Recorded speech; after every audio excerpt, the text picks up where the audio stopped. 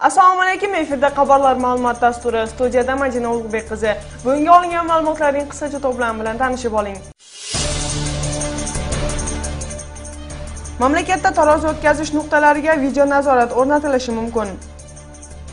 Qorasuv rayoniga qarashli Jo'sh qishloq yashovchilari sil kasaliga qarshi davolash kasalxonasini boshqa yerga ko'chirish talabini qo'yishmoqda. Akam bolasi shuni aynan o'g'irlab qoldi. Buni o'g'irib ketadi. O'sh shahrida homilador ayollarning 100 tasidan 15 tasi jarrohlik yo'li bilan ko'z yoradi. Tez arada turatuga yo'lda yo'li tayyor bo'lmasa, bu vaqtda ketneme kesira qilib olamiz. Chakana savdo bozoridagi ko'mirning narxi ulgurji narxdan 10% ga oshmasligi kerak. Bu haqda Monopoliyaga qarshi nazoratga olish agentligi xabar qildi. Hukumatning qaroriga loyiq ko'mirga bo'lgan narx 90 kunga nazoratga olinadi. Nazorat ishlari ko'mir kompaniyalariga hamda bozordagi narxlarning barchasiga kirgiziladi. Qaror bo'yicha ko'mirga narxlar ularning naviga qarab qo'yiladi, lekin narx 10% dan oshmasligi kerak. Ko'mirning narxi barcha iste'molchilarga birday bo'ladi va sotuvchilar narxini hisob-kitobga olishga majbur. Narxlarga nazorat o'rnatish bozordagi narxni 30-40% ga pastlatadi, deydi Monopoliyaga qarshi nazoratga olish agentligi. Mamlakatda tarozi o'tkazish nuqtalariga video nazorat o'rnatilishi mumkin. Tegishli loyiha parlamentga taqdim etiladi. Deputat Dastan Bekeshevning loyihasi bilan Qirg'iz Respublikasining hukumati to'xtovli suv ombordagi suv tushirilgan joyga video nazorat o'rnatildi. Bunday tajribani katta avtomashina yo'llaridagi og'ir yuk tashuvchi mashinalarni nazoratga olishga qo'llanish bilan ularning vaznini o'lchash tarozilariga video nazorat uskunalarini o'rnatish kerak, deydi deputat Nurkamil Madaliyev. Xalq vakilining ma'lumotiga ko'ra, video nazorat joylarga poraxo'rlikning oldini oladi. Bundan tashqari belgilangan maromdan ko'p yuk olib o'tilmaydi va yo'llarning buzilishini oldini oladi. Eslatib o'tsak, bu vaqtgacha O'sh shahridagi yuk tashuvchi avtomashina haydovchilari tarozi o'lchash joylaridagi poraxo'rlik va har nuqtada yukning og'irligi har xil chiqayotganini bildirishgan edi. Qorasuv rayonidagi silga qarshi kurash kasalxonasi yashovchilar istiqomat qiluvchi joyda ekanligi sabab Jo'sh qishlog'ining aholisi xavfli kasal atrofida yaqin yashaganlar uchun xavf tug'diradi deb tinchlanishmoqda. Aholi markazni boshqa yerga ko'chirishni talab qilishmoqda. 12 yildan buyon ish olib borilayotgan mazkur kasalxonaga yashovchilar bir necha marotaba murojaat qilishgan. So'nggi murojaat tibbiyot xodimlari va xalq o'rtasidagi janjal bilan yakunlangan. Mavzuni muxbirimiz davom ettiradi. 80 nafar bemorga xizmat ko'rsatadigan sil kasalliklar markazi 2002-yili Qorasuv rayonining Jo'sh qishloq hukumatiga ko'chirilib kelingan. Ko'chib kelganidan beri aholi bir necha marotaba markazga arzlanib kirishgan. Ularning so'zlariga ko'ra, markaz yonida istiqomat qiladigan bir odam bu kasallikni yuqtirib olamdan o'tgan. Bu hol davom etsa, qurbonlar soni yana ham ortishidan xavotirga tushishmoqda. Akam bolasi shuni aynan o'g'irlab qoldi. Buni o'g'irib ketadi. Buni tuberkuloz ketadi. Chiqarib qo'yishadi, chatar shu o'ldi. Molda qo'jaga salqiladi debdi. Улица ходят, воду спрашивают пить, а дети маленькие пить дают. Это же открыт туберкулез. Дети заражаются, заболеют. Они же маленькие. Поликлиника есть же, больные лежать тоже негде наши. Вот патология, неврология раньше. Это все убрали, Қарасу, все отправили. А тубдиспансер сделали. Это тубдиспансер здесь не надо. Пусть там станция как был, так остается. Сюда не надо тубдиспансер. Bungacha Sog'liqni saqlash ministrligiga murojaat qilishgan. O'tgan yili Bishkekdan Sog'liqni saqlash ministrligi kelib, bu yerni tekshirib bir qancha eslatmalar berib ketgan. Undan keyin markazda yer ostidan qazilib suv chiqarilgan. Bemorlar uchun sharoitlar yaratilgan, biroq sil kasalliklar markazini boshqa yerga ko'chirib ketish masalasi haqida hech qanday so'z bo'lmagan. Bishkekdan odamlar keltirdi. O'sha spesialni shuni joyish uchunchi. Andan keyin odamlar qo'rqib chiqib suylay qolibdir. Men o'g'ishimcha-da o'tganda aytishdi odamlar. Bir de adam chiqib suylay qolib, anan o Bishkekdagi odamlar ham o'zlari suylay bilsa, biz ham ne qilamiz deb ketib qolibdir. Birostar kelgan ekan. Yashovchilar esa mahalliy hukumat vakillariga murojaat qilmagan, biroq qishloq hukumatining bu norozilikdan xabari bor. O'zi mustaqil bu masalaga ko'rishib ko'rmagan. Qachongina yashovchilar yozma tarzda ariza bilan murojaat qilsagina o'zidan yuqori organlarga murojaat qilishni ta'kidladi. Men aytayotganim, pisminli bo'lsa qanday nima qilasan? Pisminli bo'lish kerak-da. Pisminli bizga kelish kerak. Andan keyin biz qayrilamiz. Pisminli bo'lsa qanday qayrilasan? Hozir mana sen saqadilla aytsam, o'zek qayrilami? Pisminli jazib kelsa ham qayrilasan-da biz yerga. Shunday bo'lib o'tadi bizga. Bizda jo'g'orga jazozda. Bizda elda bunday norozilik chiqib qolib o'tadi, bunday bo'lib o'tadi deb. Biz qayrilsan, akinchilikka qayrilamiz. Ana oğlan sesi qaytılmaz. Jogorgu qayrila turgan yerga sen qayrilasiz. 12 yildan beri yashovchilar Sil markazining o'ziga bir necha marotaba arzlanib kirib, masalani hal etishga harakat qilishgan. O'tgan oyda esa 20 ga yaqin yoshlar bu yerdan ko'chib ketish borasida bostirib kirishib, markaz xodimlari bilan urushib ketishgacha borishgan. Tartibsizlik militsiya aralashuvi bilan bostirilgan. Markaz rahbariyati ham bu yerdan ko'chib ketish niyatida, biroq mablag' yo'qligi bilan bu masalani ortga surmoqda. Shunday именно shunday o'riqxonani qurib bera turgan bo'lsa, masalan, ayoldan chet chaqasына boshqa жаққа quturg'unga bo'ladi desa, biz ağa деле мындай planda qarab ketibmiz-da. Sarqulotda нар жагы deydi, osh pishkep yo'lga cheyinki, anam Tasharqa cheyinki расстояние аябай мындай bir пустой жерлер бар ғой, мына Sarqulotdan өткөндөн кийинки ошондой bir пустой жерлер бар. Ал жерде деле элдер бар, бирок эми население густойраак да, немерак да, сегерак бул жерге караганда. Приблизительно 5-10 жылдын аралыгында болушу мүмкүн. Sil kasalliklari markazi aholi istiqomat qiladigan yerdan qancha olisda joylashishini bilish maqsadida biz bir necha javobgar muassasalarga murojaat qildik. O'sh oblast va O'sh shahar sanitar epidom stansiyasiga salomatlikni saqlash tarmog'ini nazorat qilgan oblast xizmat vakillarining mutaxassislari ta'tilda ekani aytilib javob berishmadi. Biroq xalqaro me'yorlarga ko'ra Silga qarshi shifoxonasi aholi istiqomat qiladigan yerdan kamida 500 metr olisda o'rmonga o'xshagan daraxtlar ko'p joyda joylashishi kerak. Biz so'z qilayotgan Qorasuv rayonidagi Sil kasalligi shifoxonasiga eng yaqin uy oralig'i 20 metrga ham yetmaydi. Eng xavflisi dispanserga bir devor bo'lib oilaviy shifokorlar markazi joylashgan.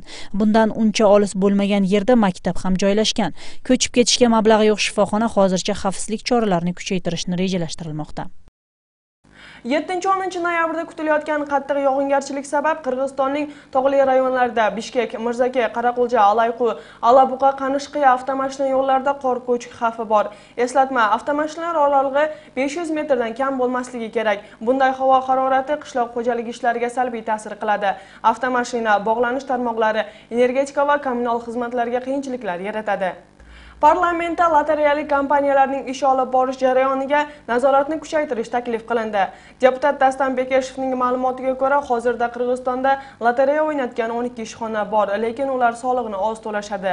Lotereya nazoratga olinishi kerak bo'lgan o'yin bu borada kompaniyalarning soni oshib bormoqda va oldamchilik bo'yicha 3 fakt ro'yxatga olingan. Lotereya o'ynatib, xalqning pulini to'plab olib, lekin yo'q bo'lib ketganlar ham bor, deydi Bekeshev. Xalq vakili lotereya sotish ishlariga yoshi yetmaganlarni jalb qilish, o'yinning savdo fondini ko'paytirish, yutuqlarning soliq olishini yuqorilash taklif qilindi. Bundan tashqari lotereya kompaniyalari ish olib borish uchun litsenziya emas, guvohnoma olish vazifasi beriladi. O'sh shahrida homilador ayollarning 100 tasidan 15 tasi jarrohlik yo'li bilan ko'z yoradi. Janubiy hududda bunday tug'ruq sonining ko'payishini Jo'g'riq kengashining deputati Malik Osmonov tanqid qilib, buni aksariyat shifokorlar daromad topish maqsadida qilishini bildirgan. Batafsil muxbirimiz xabar qiladi. Nargiza To'xtaboyevaning bu 3-farzandi. Avvalgi 2 farzandini operatsiyasiz dunyoga keltirgan bo'lsa, bu farzandini shifokorlar nogiron bo'lib qolishini aytganidan xavfsirab, shu yo'l bilan ko'z yorishga majbur bo'ldi. Teskari bo'ldi. Tura olmaysan dedi, bola cho'ng dedi. Boshini jicha kattaroq deyishdi. O'shuning uchun travma yeb qolmasin deb operatsiya qilishdi. Lekin o'zim nima to'lg'oq jedim. Suv ketib keldim. O'shuni deb operatsiya qilishdi keyin. Ma'lumotga ko'ra, O'sh shahar tug'ruqxonasida 100 ayoldan 15 tasi jarrohlik yo'li bilan ko'z yoradi. Bu tendensiyani parlament yig'inida deputat Malik Osmonov tanqid qildi. U O'shda pul topish maqsadidagina homiladorlarga operatsiya belgilanayotganini aytdi. O'shda qo'sh bo'yli ayol o'zini kechini ele jomon sezsa, andaga darrov ele operatsiya belgilashadi ekan. Bu kebir uchurlarda to'g'ridir. Biroq ana foyda uchun ele belgilangan uchurlarda bo'ladi. Bu operatsiya uchun ko'proq ақша to'lanadi. O'sh shahrida yil boshidan buyon 7200 ga yaqin onaning ko'zi yorgan bo'lsa, uning 1100 operatsiya yo'li bilan o'tgan. Bu ko'rsatkich har yildagiga nisbatan o'sganini shifokorlar og'ir ahvolda murojaat qilgan onalarning ko'pligi bilan tushuntirishdi. Deputatning aytgan so'zini tap-taqir qo'shilib aytilem, biz baribir bunday musulmon elemiz. Narqı dünyadan da korkut deb oylayman, darıgerler dağı görsetküçsüz ele operatsiya jasap ketсе. Ot men bir nerseni primer kılıp keteyim. Eğer murun 3 kilo törögön qoş boylu ayımız azırkı törörde 5 kilo olup kalgan bolsa balası jana joldan çıga albayt da, ошондуктан biz ошол учурда кесарево кылабыз. ошондой эле баласы ичинде тум чыгып аткан убакта бирок тез арада төрөтүүгө төрөт жолу даяр болбосо бул убакта неме кесире кылып алабыз. Tug'ruq paytida faqat 2 holatdagina operatsiya qilinadi. Birinchisi qon bosimi oshgan va avval ham jarrohlik bilan ko'z yorgan bo'lsa, ular bunday tug'ruqqa oldindan tayyorgarlik ko'rishadi. Ikkinchisi, ayolning ahvoli og'ir bo'lsa, yaqinlarining roziligi bilan operatsiyaga kirgiziladi. Hozirda bu yo'l bilan ko'z yorganlarning aksariyatini 20-30 yoshdagi ayollar tuzadi. Аны себеби дегенде, ушундай оорулар көбөйүп атат. Мисалы үчүн, мурда миопия деген оору болот эле да. Көздү начар көрүп кала турган, күчү эме уюнганда ага күч келе турган ошондой оорулар көбөйүп атат. Анан кийин давлениеси көп оорулар аябай көбөйүп атат. Көп бизде преэкламсия деп коебуз, давлениеси көбөйүп, бөйрөгү ооруган оорулар көп кездешип атат. Bu xizmatlari uchun hech qanday haq olmayotganini shifokorlar aytishdi. Sababi operatsiya uchun zarur uskunalar, dori-darmonlarni barchasi davlat tomonidan ta'minlash dasturining asosida olinadi. Ra'noy Nazarova, Nazgul Axunova, Nurdo'lat Santayev, Intimaq. Endi esa navbat chet davlatlarga vatandoshlarimiz hayotidan. Turkiyaning Van ko'lidagi etnik qirg'izlar kelajak avlodlari ona tilini unutib qo'ymasligiga xavotir olib, qirg'iz hukumatiga qirg'iz tilida dars beruvchi o'qituvchilar bilan ta'minlab berishni iltimos qilishmoqda. Bu haqda Jo'g'riq Kengashning deputati Abdumannab Qutushev bugun Jo'g'riq Kengash yig'inida bildirdi. U yaqindagina Turkiyaning Istanbul shahrida bo'lib o'tgan Rahmon Qulxonning 100 yillik tadbiriga tashkil qilingan tantanali tadbirda ishtirok etib kelganini, unda Van hududidagi etnik qirg'iz mazkur iltimos bilan murojaat qilishganini o'z kasbdoshlariga ma'lum qildi. Qirg'iz tilidan dars beruvchi o'qituvchi va qirg'iz tilini o'rganishdagi o'quv qurollari bilan ta'minlab bersangiz, o'qituvchini yashash joyi va maosh masalasini hal etib berishni aytishdi.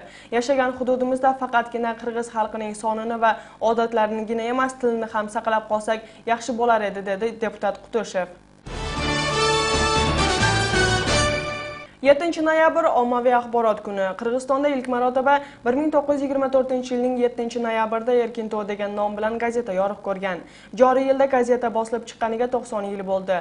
Ommaviy axborot kuni munosabati bilan O'sh shahridagi mazkur xizmat xodimlari mahalliy hukumat va mahkamalar tomonidan taqdirlandi.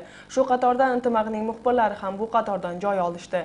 Jurnalistlarning kasb bayrami Qirg'izistonning birinchi gazetasi Erkintoning birinchi soni chiqqan kun munosabati bilan 1993-yil hukumatning maxsus qarori qabul qilingan. O'sh shahar hukumati matbuot kotiblari kuni bilan jurnalistlarni tabrikladi. Shahar meri jamiyatda ommaviy axborot vositalari o'rniga alohida to'xtalib o'tdi. Qo'limdagi O'sh peyishlarda ochiq Taymanbay jalqili o'qirmanlarning sinini tunush qilgan quvvatli qurolga aylandi. Bu işte sizlerden salınımızlar özgöçe ekenligin, kesitlik bayramımızlar belgilenip жатқан күнді özgöçe belgiler ketkim gelip, antkeni sizler talıqbas emgeyinizde, çıgarmaçılık köröngönüzde, turmuşluk beken pozisiyanızlar menen elibizge aq niyetinizlerden xizmat qilib kelajatasizlar. Tadbirda O'sh shahrida va o'lkada bo'lib o'tgan voqealarni jamiyatga tezkor va xolis yetkazgan mahalliy gazeta, jurnal va teleradio kompaniya xodimlariga faxriy yorliq va pul mukofotlari topshirildi. Ular qatorida bizning hamkasbimiz Intimaq teleradio kompaniyasining jurnalisti Nazgul Axunova va tasvirchi montajyor Nadirbek Bo'ronboyevlar ham bor.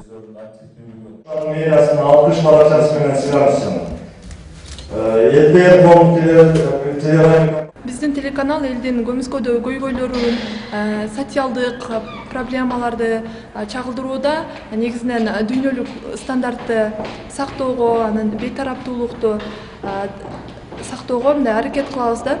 Qirg'iziston matbuot kuni 90 yilligi bu yil Intimaq teleradio kompaniyasi har yilgidan o'zgacha nishonladi. Bungacha televideniya, radio va sayti birday faoliyat olib borib kelayotgan bizning jamoada endi biz deb nomlangan gazetaning dastlabki soni yaqin kunlarda bosmadan chiqadi. Millatlararo do'stlik va ittifoqni yana ham mustahkamlashni maqsad qilgan gazetada ijtimoiy va madaniy masalalar yoritiladi. Bundan keyin gazetani umri tugadi, endi gazetani hech kim o'qimaydi degan juda ko'p gaplar bor, lekin men bunga ishonmayman. Hali gazetaning o'z o'rni bor. Televideniya, radio yoki kerak bo'lsa internet sayt ham gazetani to'lig'icha bosib keta olmaydi, uni o'rnini bosa olmaydi va hali gazeta kerak bo'ladi. Faqatgina biroz ko'nikma kerak, odamlarda gazeta o'qishga qayta ko'nikma shakllantirish kerak va o'ylaymanki biz bu maqsadimizga erishamiz. Hozirda Qirg'izistonda Yustitsiya ministrligining ro'yxatidan o'tgan ommaviy axborot vositalari soni 1,5 mingga yetadi. Ularning 159 tasi gazeta, 55 tasi telekanal va 26 tasi radio. Respublikamiz so'z erkinligi bo'yicha dunyodagi 180 davlat ichidan 97-o'rinda turadi. Hilola Ashurova, Adina Do'simbetova, Samat Piratov, Intimaq. Bugun Qirg'iz Telekomning raqamli dasturi foydalanishga berildi. Rasmiy ishga berilish jarayoniga vitse-premyer ministr Elvira Sariyeva ishtirok etdi. Bu bilan raqamli teledasturga o'tuvchi 4 bosqichning birinchisi amalga oshirildi. Buning natijasida hozirda DVB-T2 hamda DVB-S2 standartidagi Sputnik teledasturlar qo'yildi. Hozir yashovchilar mazkur standartdagi televizorga qo'shimcha receiver olib raqamli telekanallarni ko'ra olishadi. Hozirda birinchi bosqich bilan mamlakatning 59%gina raqamli dastur bilan ta'minlandi. Ikkinchi etapda 2015-yil 79%, uchinchi bosqichda 88% hamda 2016-yil 4-chi bosqichda 95% ta'minlash ko'zda tutilmoqda. Hozir esa hamkasbim sizlarni xalqaro yangiliklar bilan tanishtiradi.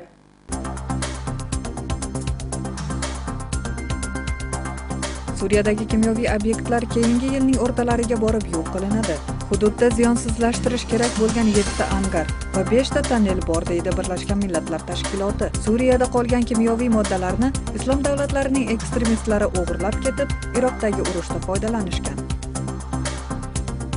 Xitoy olimlari Eboladan saqlovchi kiyimni ishlab chiqishdi. Undan virusni tanaga o'tib ketish xavfi taxminan 0,1%. Hozirda bu xavfli kasalni tarqalayotgani sabab mazkur kiyimga bo'lgan talab oshgan. Ta'kidlab o'tsak, dunyo savdosida tibbiyot uskunalarini ishlab chiqarish bo'yicha Xitoyning hissasi 50% ga yetadi. Rossiya 2016-yili Chikagoda bo'lib o'tadigan shaxsiy xavfsizlik bo'yicha sammitni tayyorlashga qatnashmasligini AQShga ma'lum qilgan. Rossiya notasida siyosiy sabablarga ko'ra ishtirok etmasligini bildirgan. Rossiya muhokamalarda siyosat aralashmasdan bu kabi sammitni o'tkazish tashabbusi birgina davlatdan emas, shaxsiy kuchga ko'ra xalqaro agentlik tomonidan kiritilishi kerak deydi. Kolumbiyada 38 kishi kuchli yomg'ir falokatlarining qurbonlariga aylandi. 10 minglagan yashovchilarning uy-joylariga zarar keltirildi. Yog'ingarchilik mavsumi bu hududda sentyabr oyidan dekabr oyigacha davom etadi.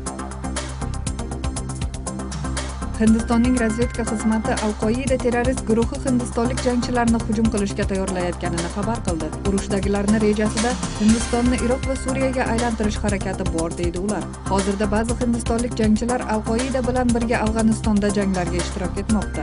Ular o'z vataniga qaytib faollashishi mumkin ekanini ta'kidlandi. Londonda o'tgan tunda minglagan kishi Guy Fawkesning niqoblarini taqib norozilik aksiyasiga chiqdi. Ular hukumatdan maxsus xizmatlar kuzatilganini, fuqarolik huquqlarini buzishni to'xtatishlarini talab qilishdi. 5 kishi ushlandi.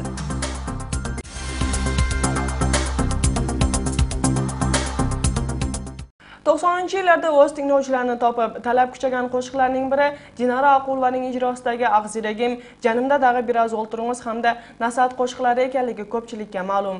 Lekin bu qo'shiqlarning muallifi bastakor Egamberdi Talipov ekanligini barcha ham bilib bermaydi. Ko'p talantlarning ustozi Egamberdi Talipov hozirda ham kuy qo'shiqlarni bastalashishni amalga oshirib keladi. Sahna ortida qolib, lekin qirg'iz madaniyatiga, musiqasiga o'z hissasini qo'shib kelayotgan inson haqida muxbirimiz xabar qiladi. Bolali uy bozor degan Egamberdi Talipov nevaralari bilan har kuni tongni shunday qarshi oladi. Yoshligidan musiqaga mehr qo'ygan qahramonimizning hobbisi musiqa asboblarini yig'ish. Ustozning kolleksiyasida har bir nevarasi uchun atab olgan asboblari bor. Bolalarim meni yo'limni davom ettirmasa ham musiqa asbobini chalishni bilsa bo'ldi deydi Egamberdi Talipov. Baramdan jaqqan qomuzlardan alamındagi ko'zime yaxshi ko'rinsa, uyni yaxshi sezilsa, olib kelam. Anan kempirim biraz quduranib qolib, ya'ni odamni odam qilib, pende qilib, inson qilib yaratgandan keyin bu muzikaning bir jirg'alini, muzikaning bir qasiyatini bile yursa, uğa yursa, sezib, o'shani jon dunyosida qabul olgan bu qanday yaxshi narsa. Ayılıma bararım da aptığım,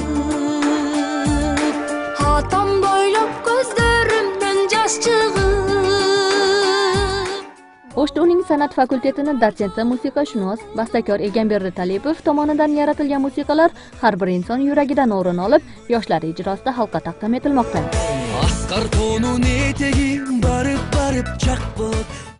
Bu kungacha bastalangan musiqalar dastlabki muxlislari, tanqidchilari, maslahatchilari aynan shu oiladir. Har biri o'z tanqidini aytib, qo'shimchasini qo'shib, ba'zi vaqtlarda o'zlari qo'shilib kuylab, keyin xonandalar orqali biz muxlislarga yetib keladi. Uyda qadimgidek zapis jasab, anan aytadi, "Mana o'g'oning qamur jumur bo'lib, shu so'zga o'ltiribdir. Mana o'g'oning negadi ochilolmay aytadi, bo'g'ilib turadi. İşte deb qo'yishadi. O'sha aytib qachondir bir mezgilda oxiri o'sha o'g'on so'zga to'p kelib chiqarma, elga yaxshi o'ta turgan mezgil kelganidan bulardan aytadi, "Bo'ldi, endi to'xtat. Emi buzma" dedi. Emi to'xtat, shu bo'ydan buning hech oshish kemi yo'q, to'xtat dedi. Ustozning dastlabki musiqalarining ijrochisi hozirda umr yo'ldoshi Zura buvi opa. U har tomonlama ko'maklashib, yana ham yaxshi musiqalar yaratishga yordam berib keladi. Yashovda mana 42 yil degan 10 yildir. 42 yildan beri mana shuncha yashab, shuncha nevrelerni ko'rib, Xudoga shukr, ming marta shunisiga shukr deb o'tiraman. O'zi zirlarini chiqarsa, o'zi zirdag'us kelib, ham bizda ondoy irchilarda yun yo'q. Yun yo'q bo'lsa dag'u uyda har bayram sayin videos bor. Uyda bola chaqam menen ayvay irdaymiz. Tug'an urug'lar kelganda irlarini ayvay irdaymiz. Egamberdi domla 15 yildan beri O'shdurning san'at fakultetida talabalarga dars beradi. Umrini san'atga bag'ishlagan ustoz hozirda xalqqa xizmat ko'rsatib kelayotgan Alperiya Qulbayeva, Samara Karimova kabi san'atkorlar tarbiyalanib chiqqan. Irlarim 100dan oshiq, 120, 130 o'g'onlarim bor. Alardan 90'ını men kitap qilib, jina qilib chiqardim. Ümit attı kitabımda jarıqa chiqardim. Mana studentlar qo'llanib, muallimlar qo'llanib, jana muzika suyuvchilar el yurtlarga da tarqaldi.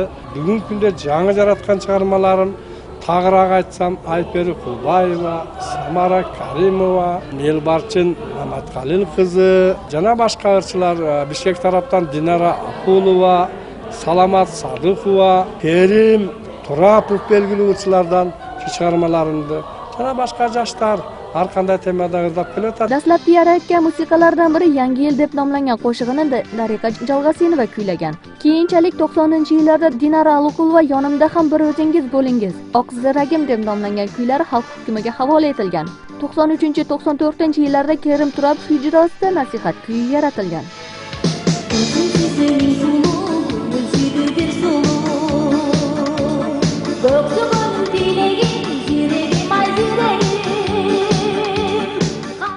Umrini 46 yilini shu ishga bag'ishlagan Egamberdi Talipov boshqa bastakorlar kuylarini notaga solib, keyingi avlodga qoldirishni niyat qilmoqda. Egamberdi Talipov kabi barcha san'atkorlar ham yaratgan kuylarini notaga sola olmaydi. Notaga solingan kuy esa kelajak avlod uchun meros qatori qoladi. Bayzakov jana Barpali klubning irlarına jaralgan o'g'ondor. Mana o'sha o'g'onchi kompozitorlar ushul kitobga men izlab bunu da kitap qilib el-yurtga chiqardim. Mana Ümit attı. Bu o'g'ondu kitap, o'g'ondu irlar. Mening o'zimning Egamberdi Talipovning ushul yoshligimdan boshlab, yo'lsam 70-yillardan boshlab yaratib kelayotgan o'g'ondorimning jinaga. So'nggi ijod namunalari Umid deb nomlangan kitobidan o'rin olgan. Ustozning yangi bastalangan kuylari Samara Karimova Sog'inganda otamni, Alperiya Qulbayeva onam va boshqa qo'shiqlar orqali muxlislar qalbidan o'rin olgan. Hilol Ashurova, Albina Joloy va Azam Buzrukov intimaq. Chaqratmasdan ini. Aslilarimiz o'sha yo'g'rani negadir cho'kib ketgan. 3-kupletda.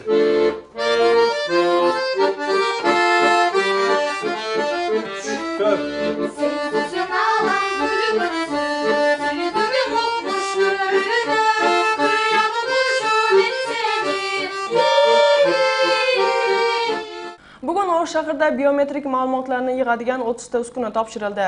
Bu uskunalarning 20 tasi statsionar, 10 tasi mobil tarzda ishlaydi.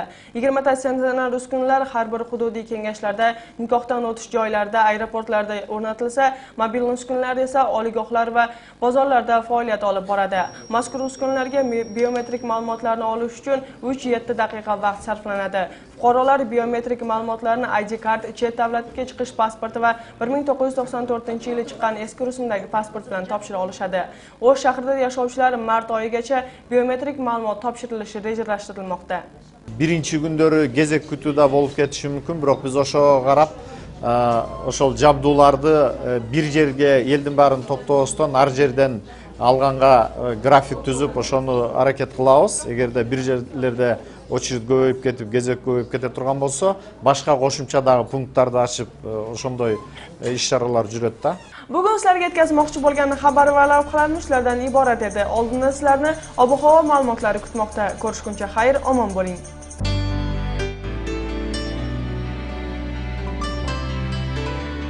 Qirg'izgidrometdan olingan ma'lumotga ko'ra ertaga yurtimiz vaqti bilan yog'ingarchilik bo'ladi, qorga aylanishi mumkin. Havoning harorati Botken oblastida kechasi 2 daraja sovuq, kunduzi 1-6 darajalik iliq bo'ladi. O'sh oblastida kechasi 1 daraja sovuqdan 4 daraja iliqqacha ko'tariladi, kunduzi 2-7 daraja iliq bo'ladi. Jalolobod oblastida ham kechasi 1 daraja sovuqdan 4 daraja iliqqacha ko'tariladi, kunduzi 2-7 daraja iliq bo'ladi. Norin oblastida kechasi 3 daraja sovuqdan 2 daraja iliqqacha ko'tariladi, kunduzi 2-7 daraja iliq bo'lishi kutilmoqda. Talas oblastida kechasi 3 daraja sovuqdan 2 daraja iliqqacha ko'tariladi, kunduzi ham 3 daraja sovuqdan 2 daraja iliqqacha ko'tarilishi kutilmoqda. Issiqko'l oblastida kechasi 2 daraja sovuqdan 3 daraja iliqqacha ko'tariladi, kunduzi 1-6 daraja iliq bo'ladi.